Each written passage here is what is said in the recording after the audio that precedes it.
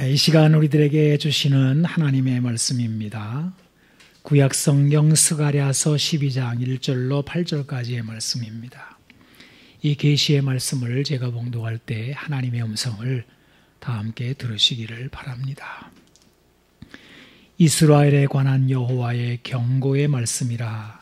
여호와 곧 하늘을 펴시며 땅에 터를 세우시며 사람 안에 심령을 지으시니가 이르시되, 보라, 내가 예루살렘으로 그 사면 모든 민족에게 취하게 하는 잔이 되게 할 것이라. 예루살렘이 에워싸일 때 유다에까지 이르리라.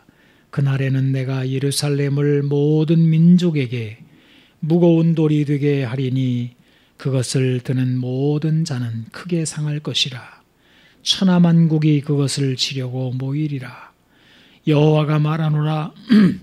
그날에 내가 모든 말을 쳐서 놀라게 하며 그 탄자를 쳐서 미치게 하되, 유다 족속은 내가 돌보고 모든 민족의 말을 쳐서 눈이 멀게 하리니, 유다의 우두머리들이 마음속에 이르기를 예루살렘 주민이 그들의 하나님 만군의 여호와로 말미암아 힘을 얻었다 할지라.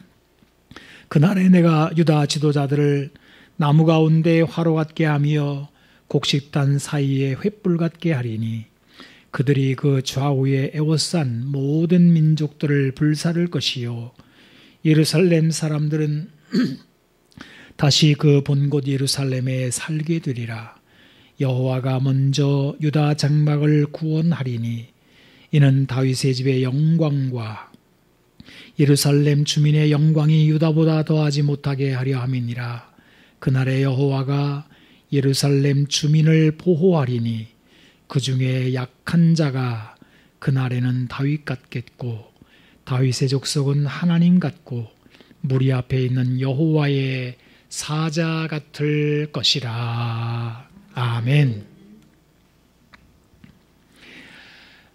예일대 로스쿨 교수인 다니엘 마코비치라고 하는 분이 능력 위주 사회의 함정이라는 책을 썼습니다. 이분은 오늘날 사람들이 흔히 생각하고 당연하게 여기는 능력만큼 신분을 보장받는다는 것이 과연 행복한 것이냐에 대한 이야기를 이 책에서 하고 있습니다. 옛날에는 부자들이 자녀들에게 땅이나 공장 같은 유산을 물려주었습니다. 그래서 부잣집 자식들은 좀 모자라도, 능력이 모자라도 물려받은 그 유산들 때문에 부자의 대물림을 살게 됩니다. 물론 그 유산으로 자기가 사장이 혹은 회장이 되지만 그 밑에 유능한 부하 직원들을 많이 두어서 경영을 하고, 자기는 자기 좋은 대로 이상을 따라서 여행도 다니고 취미활동도 하고 이렇게 했다는 것입니다. 그런데 오늘날에는 사람들이 이런 식의 물리적 자본을 유산으로 물려주는 것이 아니랍니다. 소위 인적 자본을 물려줍니다. 어려서부터 고강도의 스킬을 물려주기 위하여 엄청난 자본을 자식에게 쏟아붓는 것입니다. 이를테면 명문대를 보낸다거나 특별과외를 한다거나 첨단 기술 같은 거, 또 인맥을 만들어준다거나 이런 것들입니다. 그래서 어려서부터 성인이 되어 취직할 때까지 거의 $10,000,000를 드린다고 합니다. 이렇게 해야 엘리트 CEO 한 사람이 탄생하게 되는 것입니다. 그런데 문제는 이제 여기서부터입니다. 옛날에는 땅이나 공장을 물려받았기에 그 땅을 파먹고 또 땅을 활용해서 부를 창출을 합니다. 하지만 지금은 인적 자본, 즉 자식 자체에 쏟아붓는 것이 유산이기 때문에, 그래서 원금을 찾으려면 그 자식은 자기 자신을 파먹으며 스스로를 착취해야 한다는 것입니다. 그래서 일본은 이런 말을 남깁니다. 인간 자본은 사람을 속박시킨다. 아주 불행한 엘리트가 된다는 것입니다. 이게 불행할 수밖에 없는 것은 자기에게 투자된 원금을 찾기 위하여 오로지 부와 명성에 몰두하는 동안에 자기가 태어나 존재하는 이상을 희생시키는 것도 여기에 포함되어 있기 때문입니다. 자기가 자기를 노예화합니다. 자기 능력만큼 돈을 벌고 신분을 보장받을지는 몰라도 결코 그는 행복할 수는 없다는 것입니다. 이것이 능력 위주 사회의 함정이다라는 분석입니다. 참으로 현대사회에 대한 명민한 분석이 아닐 수가 없습니다. 자, 여러분, 그렇다면 사람이 어떻게 해야 능력도 있고 또 행복할 수도 있을까요? 자기 자신을 파먹지 않으면서 어떻게 살아갈 수가 있는 것일까요? $10,000,000를 쏟아부을 수 있는 부모를 만나지 못해도 능력 있고 행복한 삶을 살 수 있는 비결은 없는 것일까요? 가난한 사람, 변두리 인생, 지능이 부족한 사람, 또 나이 많고 늙어서라도 능력 있는 삶, 행복한 삶을 살 수는 없는 것일까요? 오늘 우리가 읽은 이 스가랴의 말씀은 바로 이것을 전하고 있는 하나님의 말씀입니다. 이스라엘에 관한 여호와의 경고의 말씀이라 이렇게 시작되는 이 말씀은 약한 자가 다윗 같겠다라고 8절에 말씀을 하고 있습니다. 여러분, 우리가 잘 알다시피 다윗은 소년 시절에 골리앗이라고 하는 거인 블레셋 전사를 물맷돌로 거꾸로 때리고 큰 명성을 얻은 사람입니다. 이 사건은 아주 유명하게 되어서 지금은 다윗과 골리앗의 싸움 그러면 약한 자가 강한 자를 이긴다라는 속담같이 사람들의 입에 회자가 됩니다. 여러분, 골리앗이 누구입니까? 아주 능력 있는 전사였습니다. 타고난 사람입니다. 제가 사무엘서에 나오는 골리앗에 대한 이 묘사에 대한 부분을 메시지역으로 좀 적어갖고 왔는데 한번 들어보세요. 골리앗은 키가 거의 3m나 되는 거인으로 하람이보다 더 컸다는 얘기입니다. 머리에 청동 투구를 쓰고 갑옷을 입었는데 갑옷의 무게만 57kg나 되었다. 그는 또 청동 각반을 차고 청동 칼을 들고 있었다. 그의 창은 울타리의 가로장만큼 굵었고 창날의 무게만 해도 7kg에 달했다. 그의 앞에서는 방패를 드는 자가 걸어 나왔다. 여러분, 반면에 다윗은 어땠습니까? 아직 어른도 아니에요. 사울 왕이 자기 갑옷을 내어 주었지만 이 갑옷이 너무 커서 몸에 걸치지도 못하고 골리앗과 마주합니다.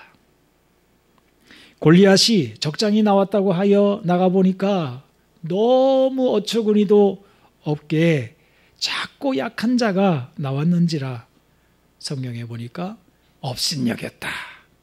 이렇게 기록되어 있습니다. 그리고 골리앗은 그 크고 우렁찬 소리로 무시무시한 저주와 독설을 다윗에게 쏟아붓습니다. 그 말을 들은 다윗이 얼마나 두려웠을까요? 하지만 골리앗은 다윗이 던진 물매 하나에 무너집니다. 성경은 다윗의 용기와 능력이 어디에서 비롯되었는지를 잘 밝히고 있습니다. 이 부분을 사무엘상 17장 45절에서 47절까지 제가 읽어보겠습니다. 중요한 말씀입니다. 잘 경청해서 들으시면 좋겠습니다. 다윗이 블레셋 사람에게 이르되 너는 칼과 창과 단창으로 내게 나아오거니와 나는 만군의 여호와의 이름 곧 내가 모욕하는 이스라엘을 군대의 하나님의 이름으로 내게 나아가노라. 오늘 여호와께서 너를 내 손에 넘기시리니 내가 너를 쳐서 내 목을 베고 블레셋 군대의 시체를 오늘 공중에 세워 땅의 들짐승에게 주어 온 땅으로 이스라엘의 하나님이 계신 줄 알게 하겠고 또 여호와의 구원하심이 창과 칼과 창에 있지 아니함을 이 무리에게 알게 하리라. 전쟁은 여호와께 속한 것인즉 그가 너희를 우리 손에 넘기시리라. 오늘 우리가 읽은 스가랴의 말씀은 옛적에 일어난 다윗의 사건이 지나간 역사로 끝나는 것이 아니라 하나님의 백성들에게 여전히 일어난다는 것을 말씀하고 있습니다. 여러분 다시 한번 스가랴서 12장 8절 본문에 나온 말씀을 읽어보겠습니다. 그날에 여호와가 예루살렘 주민을 보호하리니 그 중에 약한 자가 그날에는 다윗 같겠고 다윗의 족속은 하나님 같고 무리 앞에 있는 여호와의 사자 같을 것이라. 여러분 이 말씀을 보면 약한 자란 바로 예루살렘 주민들이라는 것을 알 수 있습니다. 스가랴 당시 예루살렘에 거주하던 사람들은 바벨론 포로에서 돌아온 뭐라 그럴까요? 그냥 유랑민 비슷한 그런 사람들이었습니다.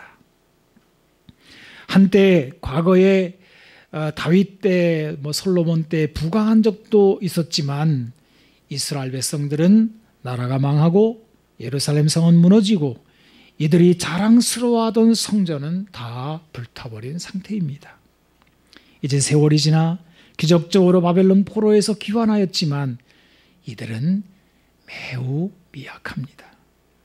수도 적고 또 주변에는 이들을 괴롭히는 대적들도 많았습니다. 예루살렘 성전을 재건하려는 비전이 있었지만 이들의 미약함 속에서 그저 하루하루 견뎌내기도 벅찬 모습이 바로 예루살렘 주민들의 모습이었습니다. 이런 약한 자들에게 하나님의 말씀이 이렇게 선포됩니다. 이스라엘에 관한 여호와의 경고의 말씀이라. 왜 경고라는 말이 나올까요? 이 경고라고 번역한 말씀은 하나님이 주시는 메시지라는 뜻입니다. 주의 깊게 들어야 할 말씀입니다. 그래서 우리말로 경고라고 번역을 했습니다. 여러분, 제가 오늘 이 말씀을 이렇게 읽었습니다마는 우리 이 말씀을 가볍게 들으면 안 됩니다. 주의 깊고 신중하게 들어야 할 하나님의 메시지입니다. 그렇다면 우리가 이 말씀을 이렇게 신중하게 들어야 할 이유는 무엇일까요? 그 이유는 이 말씀을 하신 하나님이 이런 분이라는 것입니다. 조금 이따 말씀을 드리겠습니다만 우선 하나님이라는 것만으로도 우리는 가볍게 들으면 안 됩니다. 세상에서도 높은 자리에 있는 사람이 공적으로 하는 말은 공신력이라는 것이 있습니다. 이를테면 대통령이 대변인을 통해 공식적으로 브리핑한다면 모든 국민들이 경청을 할 것입니다. 이것은 무지렁이가 말하는 것과는 천지 차이가 있습니다. 대통령은 한 국가의 최고 위치에 있는 사람이기 때문입니다. 그 말 하나하나는 공신력이 있는 것입니다. 그런데 오늘 우리가 읽은 성경은 이렇게 말씀하십니다. 이스라엘에 관한 여호와의 경고의 말씀이라. 여호와 곧 하늘을 펴시며 땅에 터를 세우시며 사람 안에 심령을 지으신 이가 말씀하셨다. 여러분, 지금 우리가 들은 말씀은 하늘을 펴시고 땅에 터를 세우시고 사람 안에 심령을 세우신 분의 메시지입니다. 하늘과 땅 그리고 사람의 심령, 이 세 가지가 하나님의 명령으로 존재하게 되었습니다. 그야말로 천지 만물을 지으신 분이 하나님이십니다. 신약 성경에 오게 되면 만물이 하나님께로부터 나오고 하나님으로 말미암고 하나님께로 돌아간다 라고 로마서에 말씀되어 있고, 또 골로새서에 보게 되면 만물이 창조되되 하늘과 땅에서 보이는 것들과 보이지 않는 것들과 혹은 왕권들이나 주권들이나 통치자들이나 권세들이나 만물이 다 그로 말미암고 그를 위하여 창조되었다라고 선포하고 있습니다. 여러분, 여기서 우리가 주목할 것은 하나님이 지으신 만물의 영역입니다. 보이는 것들과 보이지 않는 것들이라고 되어 있습니다. 우리 요즘 사람들은요, 자꾸 이 보이는 세계에 집착을 해요. 눈에 보여야, 또 손에 잡혀야 실체라고 여깁니다. 물론 그것도 하나님이 지으신 것들입니다.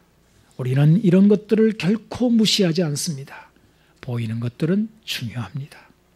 그러나 그것이 다는 아닙니다. 보이지 않는 것들이 있습니다. 오히려 보이는 것들보다 보이지 않는 영역이 더 중요합니다. 그 중에 사람의 심령이라는 것이 있습니다. 스가랴서는 이것을 사람 안에 심령을 지었으니가 말씀하셨다라고 선포하는 것입니다. 여러분, 오늘 스가랴 선지자가 왜 이 본문에서 하나님이 사람의 심령을 지었다라는 것을 말씀하고 있는 것일까요? 성경의 다른 부분에도 창조주 하나님에 대한 말씀이 여러 나오는데 그때는 뭐 주로 하늘과 땅에 대한 것만 나오는 경우가 많거든요. 그런데 오늘 본문은 하늘과 땅과 더불어 사람 안에 심령을 지었다라고 말씀하셔요. 이렇게 따로 말씀하시는 이유가 무엇일까요? 두 가지로 나누어 생각해 보겠습니다. 하나는 사람의 심령이 천지의 창조에 버금가는 놀라운 영역이기 때문입니다. 여러분, 하나님이 지으신 이 물리적인 우주 만물을 한번 보십시오. 얼마나 광대하고 놀라운 세상입니까? 인류는 이제 지구 탐험을 겨우 마친 것으로 보입니다. 아니, 바다는 여전히 광대해서 미지의 세계라고 합니다. 눈에 보이는 물리적인 영역도 이만큼 크고 넓고 신비스럽습니다. 우주는 어떻습니까? 태양계만 해도 어마어마합니다. 우주의 끝이 어디인지 아무도 모릅니다. 이것이 물리적인 세계입니다. 그런데 이에 버금가는 또 하나의 창조의 영역이 있는데 바로 보이지 않는 세계, 사람 안의 심령이라고 하는 창조의 영역입니다. 시편 139편에서는 이렇게 묘사합니다. 13절 14절입니다. 주께서 내 내장을 지으시며 나의 모태에서 나를 만드셨나이다. 내가 주께 감사하옴은 나를 지으심이 심히 기묘하심이라. 주께서 하시는 일이 기이함을 내 영혼이 잘 아나이다. 여기 내장이라는 말이 나오는데요. 이것은 히브리어적인 표현에서는 인간의 내면에 대한 물리적인 표현입니다. 히브리 말은 사람의 내정과 내장과 감정을 이렇게 연계해서 표현을 합니다. 우리 말도 그런 부분이 없지는 않죠. 그래서 뭐 간장이 녹는다 이렇게 그런 이렇게 물리적인 우리 육체와 정신 내면의 마음의 세계를 이렇게 이제 연계해서 표현하는 거지요. 사람의 내면의 내적 존재를 구성하는 이 모든 것을 장기에 담아 표현하는 겁니다. 그런데 하나님이 이런 인간의 내면의 심령을 지으심이 얼마나 기가 막힌 창조인지 심히 기묘함이라라고 탄성을 내지른 거예요. 여러분, 성경 어디에도 천지 만물을 보고 이런 탄성을 내지른 묘사가 없습니다. 이렇게 사람의 심령은 하나님의 놀라운 창조의 영역입니다.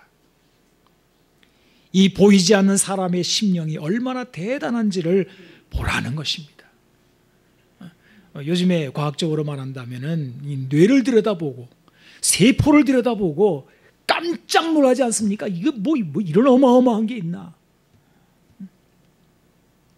인간의 내면은 더 광대하고 더 놀랍습니다.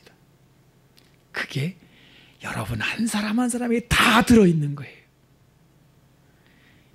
함부로 보지 마십시오.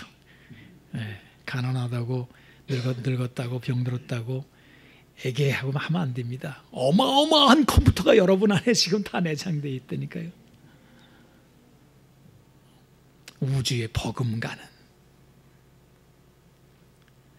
그 다음에 두 번째로는요, 이 심령에 의하여 이루어지는 것이 너무나 많기 때문에, 또 중요하기 때문에 오늘 스가랴서에서는 천지를 창조하신 것과 더불어 사람의 심령을 지었다라는 말을 하고 있는 것입니다. 다윗이 골리앗을 마주대했을 때 바로 이 심령이 발동합니다. 삼손에게 기이한 힘이 생긴 것도 바로 이 심령의 영역 안에서 일어난 것입니다. 여러분, 사람의 힘은 심령에 기인합니다.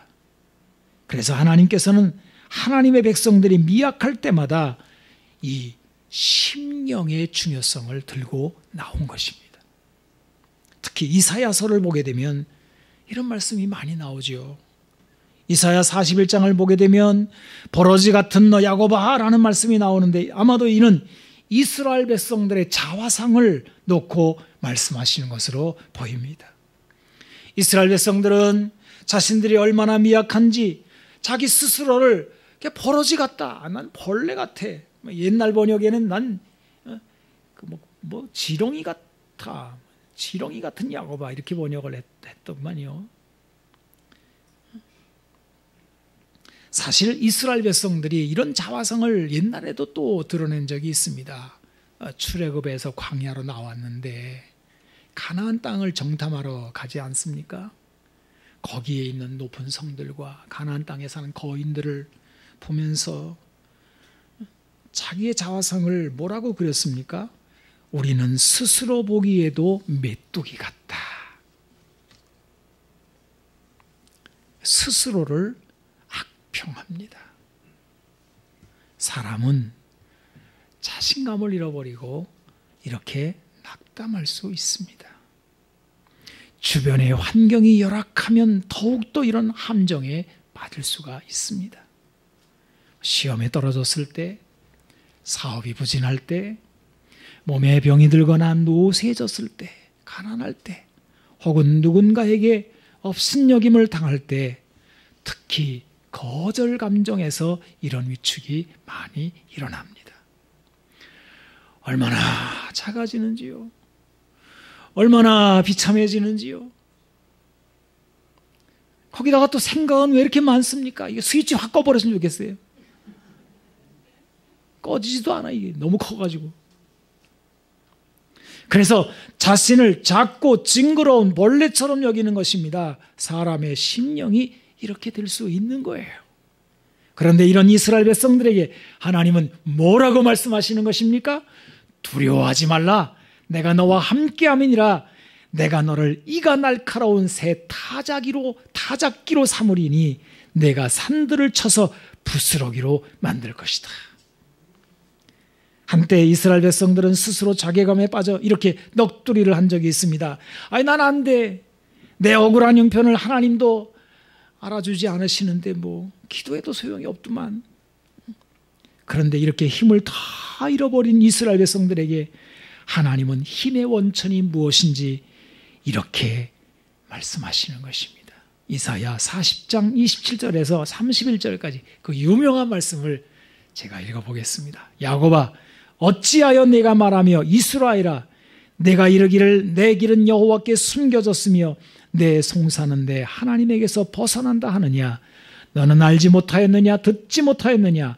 영원하신 하나님 여호와 땅끝까지 창조하신 이는 피곤하지 않으시며 곤비하지 않으시며 명철이 한이 없으시며 피곤한 자에게는 능력을 주시며 무능한 자에게 힘을 더하시나니 소년이라도 피곤하며 곤비하며 장정이라도 넘어지며 쓰러지되 오직 여호와를 앙망하는 자는 새 힘을 얻으리니 독수리가 날개치며 올라감 같을 것이요 다른 박질하여도 곤비하지 아니하겠고 걸어가도 피곤하지 아니하리로다. 여러분, 이 말씀을 보면 사람의 힘의 원천은 환경에 있는 것이 아니라는 것입니다. 사람에게 능력이 나오는 것은 자기 자신 안에서 나오는 것도 아니라는 것입니다. 새 힘은 오직 여호와를 앙모하는 자의 몫입니다. 왜냐하면 하나님만이 천지를 창조하신 분, 영원하시고 피곤하지 아니하시고 곤비하지 않으시는 분이시기 때문입니다. 더군다나 성경이 뭘 말하는 것입니까? 오늘 스가랴서가 뭘 말하는 겁니까? 이 하나님이 나의 하나님이라는 것입니다. 하나님이 그의 백성을 버리지 않으시겠다는 거예요. 무능한 자일지라도 버리지 아니하시고 긍휼을 베푸시는 것입니다. 오늘 본문 4절에 보게 되면 유다 족속을 내가 돌본다. 이 돌본다라는 말씀이 나오는데, 이 돌본다라고 하는 말의 정확한 뜻이 뭐냐면 눈을 들어서 본다는 거예요. 이는 단순히 본다는 뜻이 아닙니다. 긍휼의 눈을 가지고 주의 깊고 자세하게 보시며 도와주신다는 거예요. 여러분, 이런 긍휼의 눈을 가지고 보는 눈이 세상에도 있어요. 그게 부모가 자식을 보는 눈입니다. 그래서 아비가 자식을 불쌍히 여김같이라는 표현이 시편에 나오는 거예요. 이분이 우리 하나님이십니다.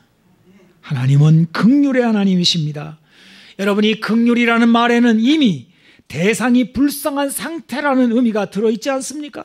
뭐 처지가 좋은데 긍휼이 있는 건 아니잖아요. 형편없는 처지에 처한 사람에게 베풀어지는 것이 바로 긍휼입니다. 오늘 본문 7절에 보게 되면 여호와가 먼저 유다 장막을 구원하리니 이는 다윗의 집의 영광과 예루살렘 주민의 영광이 유다보다 더하지 못하게 하려 함이니라 라고 되어 있습니다. 여기 유다 장막과 예루살렘 주민이 대조가 되어 있습니다. 여러분, 옛날에는요, 옛날 사람들은 어떻게 살았냐 하면은 아주 좋은 위치에다 성을 쌓았어요. 그리고는 성 안에는 누가 살았겠습니까? 부자가 살았겠습니까? 가난한 사람이 살았겠습니까? 당연히 귀족들, 왕궁도 그 성 안에 있고 또 돈 많은 부자들이 이제 그 성 안에 사는 거죠.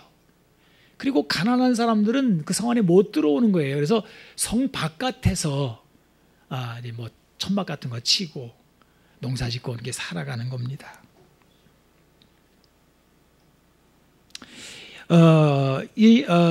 그래서 이 전쟁이 나거나 뭐 어려운 일이 생기게 되면은 성 안의 사람들이 이제 훨씬 이제 유리하지요.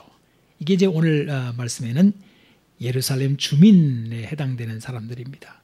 하지만 가난하거나 권력이 없는 사람들은 성 밖에 면두리로 밀려났는데요. 이들이 성 밖에서 텐트를 치고 삽니다. 이것을 본문에는 유다 장막이라고 한 것입니다. 그런데 하나님께서 이들 성 밖의 사람들을 먼저 구원하신다는 거예요. 이들의 형편을 긍휼히 여기신다는 겁니다. 이것이 하나님의 지혜요 능력입니다.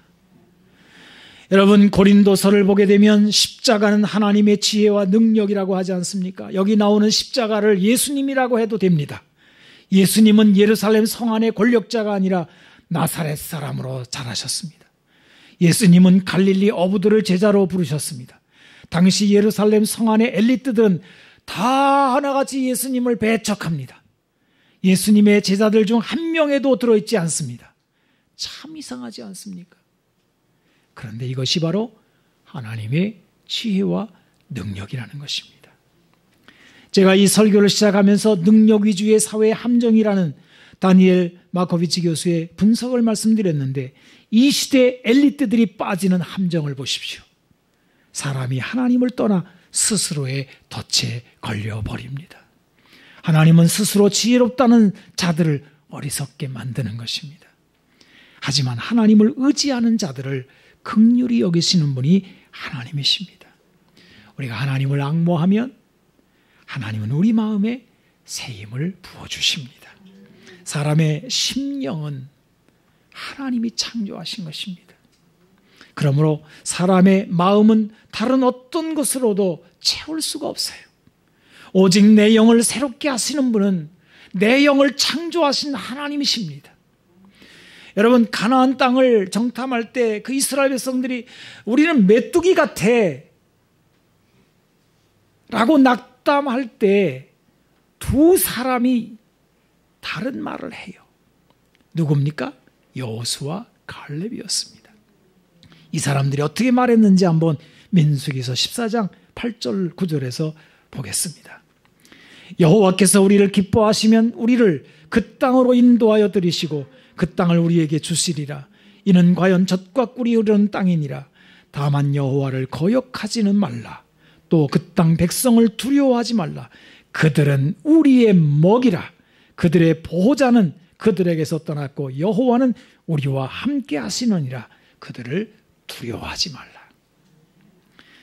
여러분, 어떻게 이 두 사람이 이렇게 다른 면모를 보인 것일까요? 그것은 하나님께서 이들의 심령의 힘이 되셨기 때문입니다. 중요한 것은 사람의 마음입니다. 사람의 마음의 상태가 모든 것을 결정합니다. 여러분, 이 말도 마음에서 나오는 거 아닙니까? 부정적인 마음에서 부정적인 말이 나옵니다. 긍정적인 마음에서 긍정적인 말이 나옵니다. 그리고 그 말이 그 사람을 결정합니다. 하나님은 너희 말이 내 귀에 들린 대로 내가 너희에게 행하리라. 이렇게 하셨습니다. 죽겠다라고 한 사람은 죽여주시겠다는 겁니다. 그래서 원망하고 부정적인 말을 쏟아낸 사람들은 광야에서 다 죽었습니다. 하지만 여호수아와 갈렙은 그들이 한 말처럼 가나안 땅에 들어갑니다. 이렇게 사람의 심령의 상태가 중요합니다. 여러분, 사람의 심령은 능력이 있습니다. 이 심령은 늙지도 않아요. 갈렙이 나중에 그러잖아요. 내 나이가 85세인데 여전히 강건합니다. 여기도 85세 좀 계시죠? 절대로 난 늙었다는 말을 하면 안 됩니다.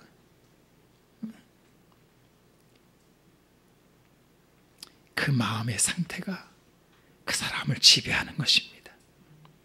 아이고, 난 병자야. 그러면 평생 병자로 사는 거예요. 아이고, 난 죄인이야. 그러면 그는 한없이 작아지는 거예요. 하나님이 나를 받으셨어. 나를 의롭다 하셨어. 주 안에서 내 심령이 강건해. 내 안에 성령님이 계셔. 하나님 나와 함께 하셔. 이런 말 속에서 강건해지는 거예요. 제가 잠언을 하나 읽어보겠습니다. 잠언에 귀한 말씀이 하나 나옵니다. 18장 14절입니다. 사람의 심령은 그의 병을 능히 이기려니와 심령이 상하면 그것을 누가 일으키겠느냐. 여러분, 사람의 심령 속에 이미, 이 마음 속에 이미 다 들어있어요. 병을 이기는 힘의 원천이 하나님이 다 집어넣어 놨어요.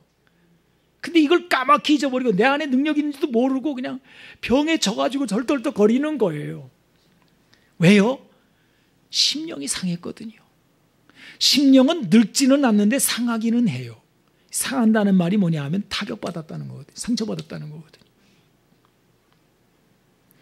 심령은 영이라는 뜻입니다. 하나님은 사람에게 성령을 선물로 주셨습니다. 사람에게 성령님이 떠나가시면 그 사람은 그저 동물에 지나지 않습니다. 굉장히 미약해져요.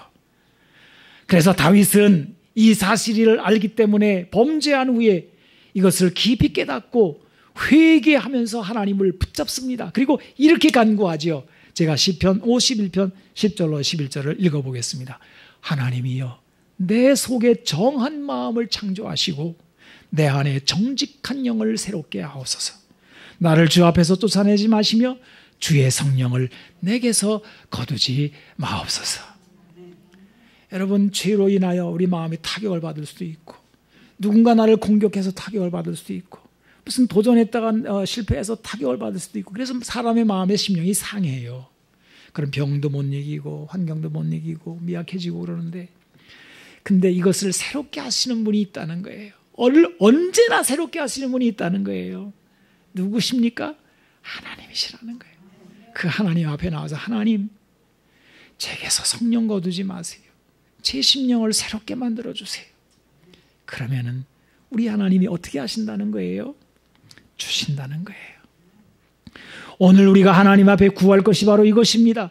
우리의 영을 새롭게 하는 성령임을 우리는 구해야 하는 것입니다. 예수님은 구하는 자에게 성령을 주시지 않겠느냐라고 누가복음에서 약속하셨습니다. 이것이 약한 자의 살 길입니다. 약한 자로 강하게 하는 비결입니다. 기도하겠습니다. 하나님 아버지 감사합니다. 우리의 심령을 지으신 하나님, 그 심령을 강건하게 하시는 하나님, 이 시간에 구합니다. 예수님, 성령님을 우리 안에 충만하게 부어 주시옵소서. 성령이여 우리 가운데 임재하여 주심으로 우리 영을 새롭게 하여 주시고 두려워하는 마음을 몰아내어 주시고 낙담하는 마음들이 사라지게 하여 주시고 병을 이기게 하여 주시고 늙고 노쇠한 가운데서 강건하게 하여 주시옵소서. 주여 우리 살렘교회를 강건하게 하여 주옵소서. 우리 한국교회를 강건하게 하여 주옵소서. 이 민족을 불쌍히 여겨 주시옵소서. 주님의 나라를 사모합니다. 주여 우리를 긍휼히 여겨주시고 우리 가운데 임재하여 주시옵소서. 우리 구주 예수님의 이름으로 기도하옵나이다. 아멘. 아멘.